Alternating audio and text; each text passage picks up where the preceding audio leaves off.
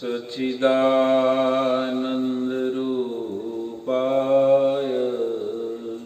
विश्वोत्पत्त्यादिहेतवे तापत्रयविनाशाय श्रीकृष्णाय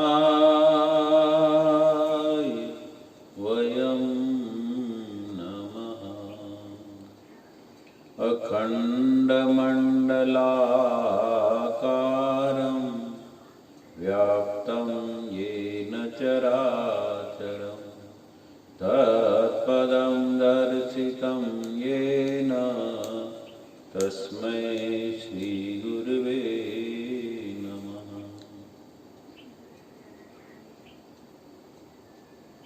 मनोजवं मारुततुल्यवेगं जितेन्द्रियं बुद्धिमता वरिष्ठं वातात्मजं वानरयूथमुख्यं श्रीरामदूतं शरणं प्रपद्ये। सिया राममय सब जग जानी करहु प्रणाम जोरी जुग पानी। हरे राम राम राम हरे हरे, हरे कृष्ण कृष्ण कृष्ण हरे हरे, हरे राम राम राम हरे हरे, हरे कृष्ण कृष्ण कृष्ण हरे हरे, हरे राम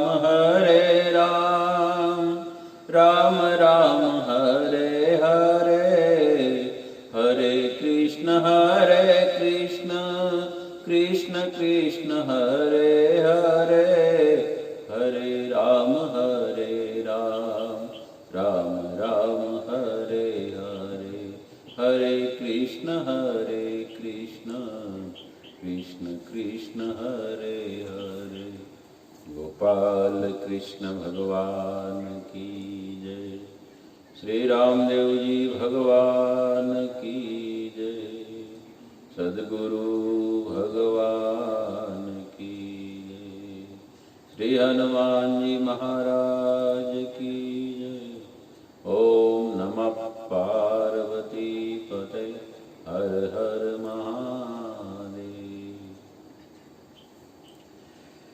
परम पूजनीय अर्चनीय वंदनीय प्राप्त सुनने गुरुदेव भगवान के चरणों में लाख लाख प्रणाम एवं आप सभी भक्त हृदय भाई बहन माताएं, आप सबको मेरा बालाश्रम से प्रणाम। जय श्री कृष्ण। मेरे भाई बहन, रोज की तरह आज भी भगवान की भक्ति की महिमा का हम गुणगान करें, श्रवण करें। तो कल हमने भक्त अपने में सब को देखता है और सब में अपने को देखता है, ये उसकी भक्ति है। यह भक्ति का फल है, ये ज्ञान का फल है। कल हम इस पर कुछ चर्चा की, इस पर कुछ स्वाध्याय किया, कुछ सुना, सत्संग किए। मेरे भाई बहन, भक्ति के कुछ स्वरूप बताए, कुछ लक्षण बताए कि साधक को क्या क्या करना है भक्ति के मार्ग में, अध्यात्म में। भक्ति के जो स्वरूप शास्त्र में कहे गए हैं, हमारे संतों ने अनुभव किया है, संतों ने कहा है। भक्ति में प्रथम श्रद्धा, दूसरा पॉइंट है समर्पण, तीसरा पॉइंट है शरणागति, चौथा है सद्गुणों की प्राप्ति। पांचवा है भक्ति और मुक्ति। छठा है सेवा। सातवा है सत्संगति। सत्संगति सत्पुरुषों का संगति, सत्पुरुषों का संग, सत्संग। आठवां है मूर्ति पूजा। नौवां है भक्ति और श्रृंगार रस। ये सारे भक्ति में के अंतर्गत है, ये भक्ति के गुण है। ये गुण जो है भक्ति के पॉइंट है, ये मनुष्य में आने चाहिए। भक्ति और सिद्धि, भक्ति करोगे तो सिद्धि की प्राप्ति होगी होगी। जब भक्ति करेंगे तो श्रृंगार रस आएगा कि मेरे ठाकुर को इतना अच्छा सजा दो। 10वां है संत भक्त की परंपरा। संतों की, भक्तों की परंपरा, उनके चरित्र, उनके जो चरित्र है उसका हम गान करें, सुने और संशोधन करें कि मेरा शरीर जो मुझे मिला है इसमें रहने वाली आत्मा कौन, ये किस प्रकार से पाई जाएगी, तो ये भक्ति के द्वारा पाई जाएगी। इसका संशोधन जीव करे, क्योंकि संशोधन करना बड़ी अच्छी बात है और संशोधन करना चाहिए। लेकिन कहीं ये जो पॉइंट बताया है भक्ति के स्वरूप, भक्ति के रूप, भक्ति किन किन से जीवों में आती है। भक्ति और श्रद्धा में अंतर है। प्रथम पॉइंट बताया श्रद्धा। भक्ति और श्रद्धा में कुछ अंतर है। आज मंदिर की पूर्ति के लिए जो अवस्था, जो हमारी श्रद्धा है, वह श्रद्धा है। मंदिर में दर्शन के लिए हम जा रहे हैं, वो श्रद्धा है, वो भक्ति नहीं, वो श्रद्धा है। क्योंकि जब हमारे भीतर श्रद्धा जागी तब हम भक्ति, भगवान के मंदिर में गए, हम उसको ही भक्ति न माने। श्रद्धा जरूर है और श्रद्धा से ही भक्ति उत्पन्न होगी। वो भक्ति मार्ग का अवश्य एक श्रद्धा ऐसी चीज है। भक्ति में प्रवेश करने के लिए श्रद्धा एक बहुत अच्छी वस्तु है, बहुत अच्छी चीज है, जिसका होना कोई बहुत बड़ी बात नहीं है।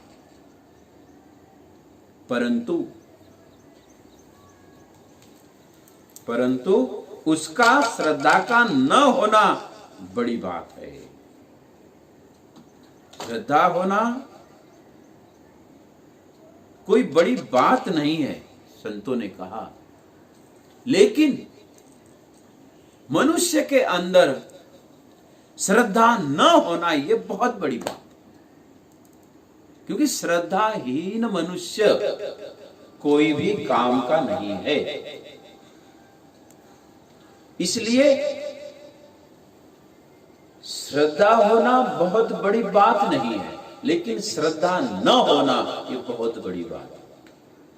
क्योंकि श्रद्धा न हुई तो आदमी कोई काम का नहीं। इसलिए श्रद्धा होनी चाहिए। जब श्रद्धा न होने पर मनुष्य को भक्ति नहीं मिलती, और जब भक्ति मिल जाती है ना, तो भक्ति के अंतर्गत अहंता, ममता से मुक्ति मिल जाती है। क्योंकि जब भक्ति आ जाए तो जीव में अहंकार नहीं आया। नम्र झाला भूता त्याने कोंडले अनंता। भक्ति नम्रता है और ज्ञान कड़क है, भक्ति नम्र है।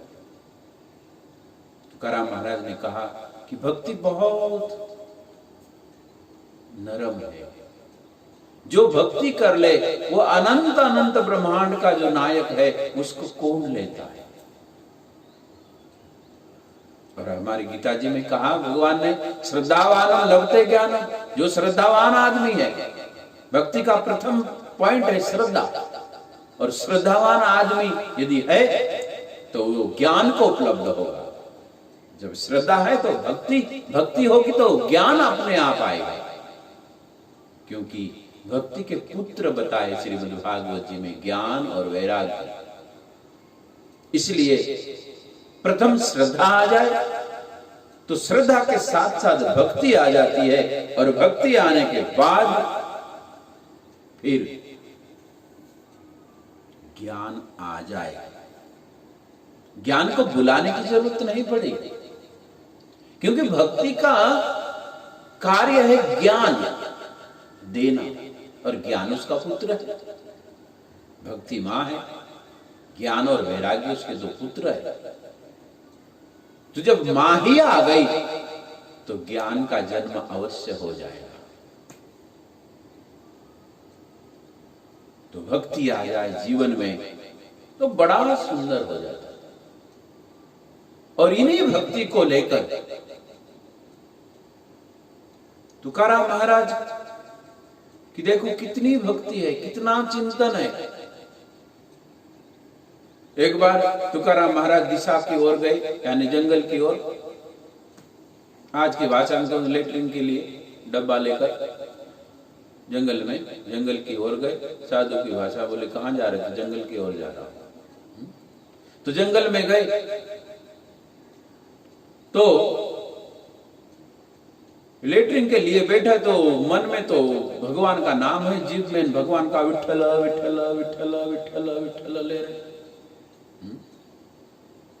पड़ोस वाले ने सुना कि अरे क्या पागल हो गया तुकाराम, कैसी जगह भगवान का नाम लेना चाहिए, कैसी जगह नहीं लेना चाहिए, कैसी जगह भगवान की भक्ति करनी चाहिए।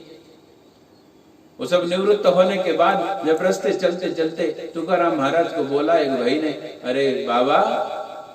बोले क्या? अरे बोले आप इतने सज्जन आदमी हो, कम से कम भगवान का नाम कहां लेना चाहिए तो आपको सोचना चाहिए। जब तुकाराम बाबा ने कहा, हाँ भाई आपने सच कहा, लेकिन मैं क्या करूं? आप जो बोल रहे हो सच है कि लेटरिन करते करते भगवान का नाम नहीं लेना चाहिए, लेकिन मैं क्या करूं? बोले क्या? तो उन्होंने बड़ा सुंदर कहा मराठी में, इंद्रिया पड़ले सकल वळन। हे भाई साहब, मैं क्या कहूं आपको, मेरी इंद्रियों को इतनी आदत लग गई, मेरी सारी इंद्रियों को इतनी भक्ति की आदत लग गई कि वो विठ्ठल नाम के बिना रहता ही नहीं।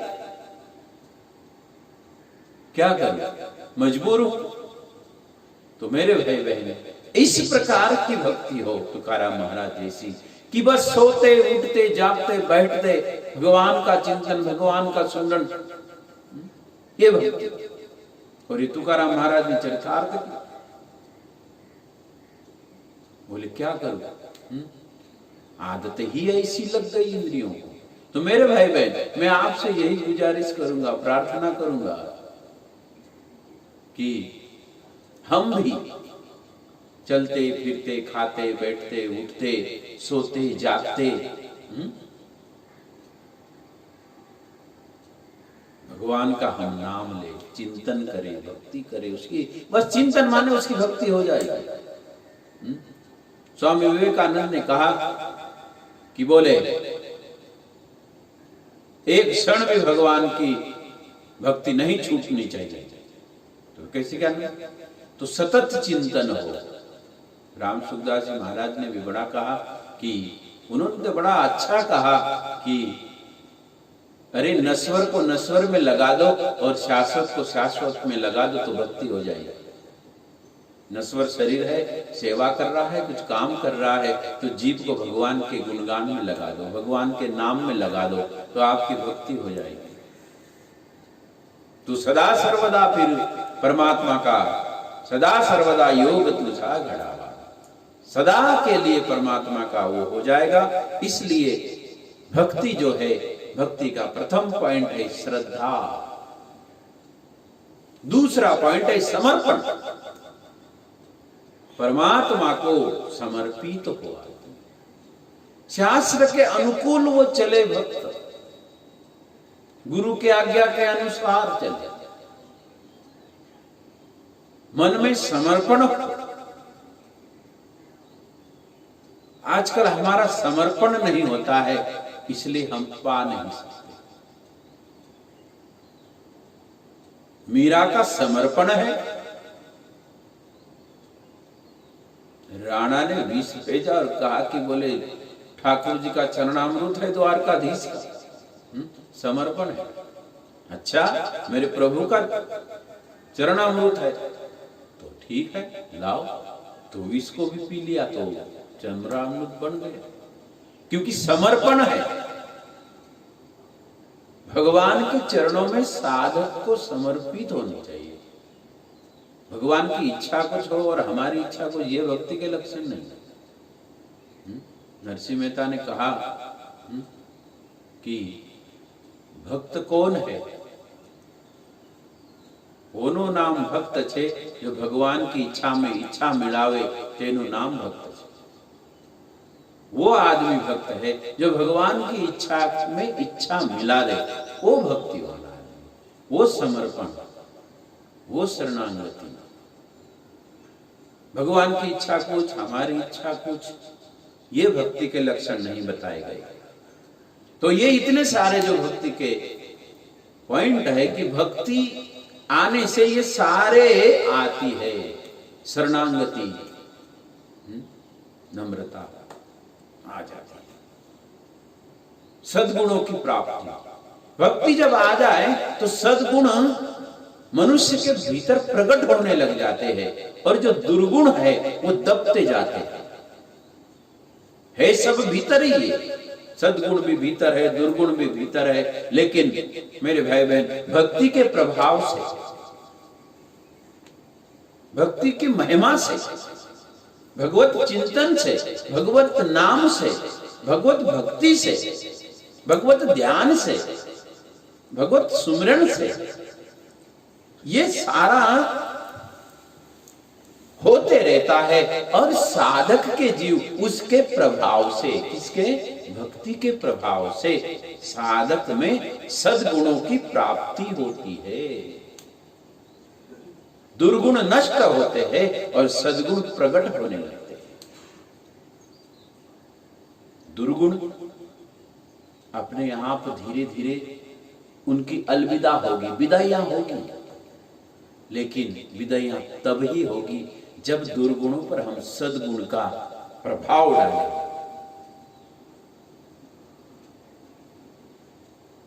अहंकार है तो अहंकार नहीं आना चाहिए, नम्रता सीखनी चाहिए।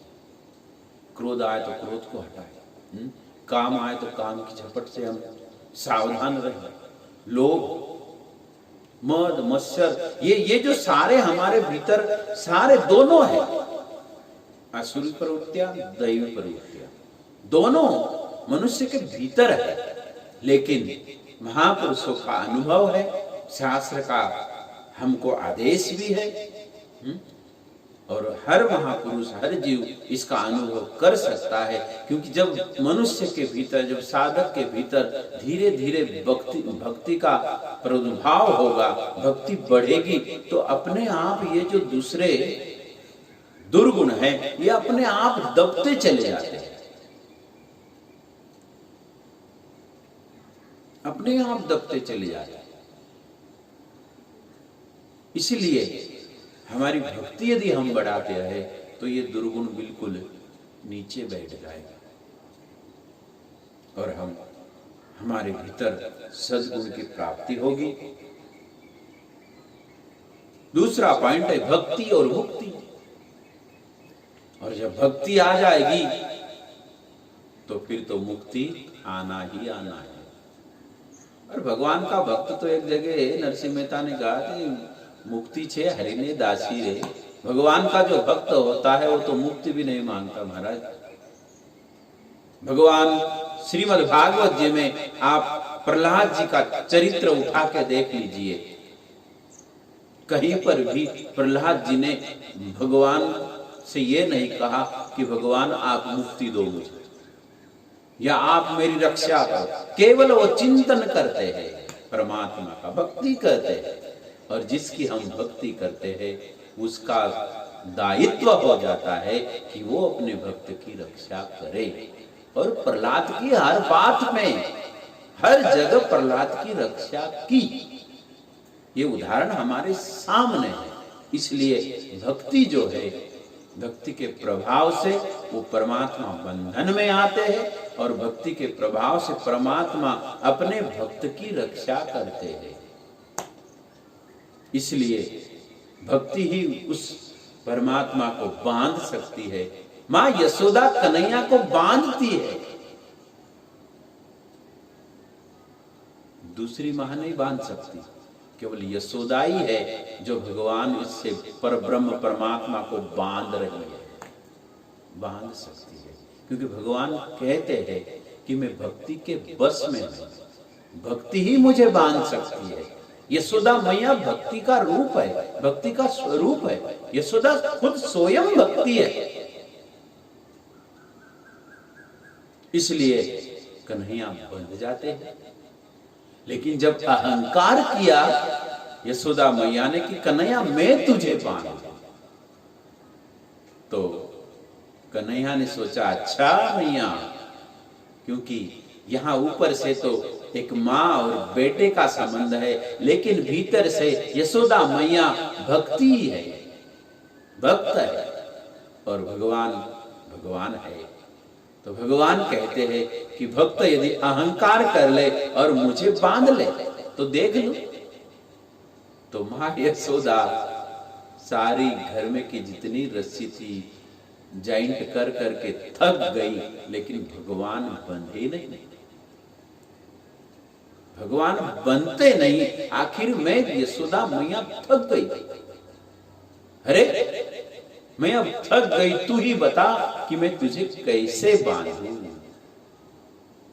और भगवान ने कहा मैया मैं बांध दूं। हाँ, तो भगवान तुरंत बंध गए। क्यों बंधे? यशोदा मैया थक हार गई। जब भक्त थक जाए कि हे हरि मैं अब थक गया, मैं हार गया, अब तू ही बता मैं तुझे कैसे दर्शन करूं, तुझे कैसे पकड़ूं, तुझे कैसे बांधूं। मां यशोदा में दो बात थी, इसलिए भगवान बंध नहीं रहे थे। एक तो ये अहंकार में कि मैं इसको बांधूं, मैं ही बांधूंगी। दूसरी ममता, तो दो उंगल रस्सी कम पड़ जाती तो ये अहमता और ममता। मैंने आपको शुरू में भी कहा कि अहमता और ममता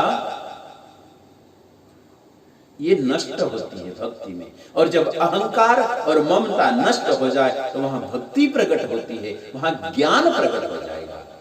तो अध्यात्म में जो है ममता और अहंकार को दूर करना है, समर्पण, अहंकार छोड़ो, सहज सरलता, सहज सहज रूप मनमोरा, सहज, बिल्कुल सहज। भगवान श्री रामचंद्र जी सहज है, सहज रहते हैं, भील कोल किरात सहज, इनसे बिल्कुल सहज। तो भक्त को सहज सीखना चाहिए, सहज रहना चाहिए कि उससे उसकी भक्ति के सहजता से परमात्मा बनते हैं। और जैसे ही यशोदा मैया ने कहा तो बन गए। तो जब तक अहमता और ममता रहेगी तब तक भगवान नहीं बनते। इसलिए भगवान की भक्ति मुक्ति देने वाली है। सेवा, तो भगवान की हम सेवा करें, सभी में वो परमात्मा बैठा है उसकी भी सेवा करें।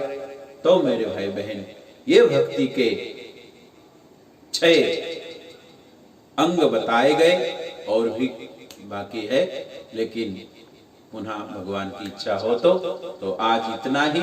आप सबको मेरा प्यार भरा प्रणाम। जय श्री कृष्ण।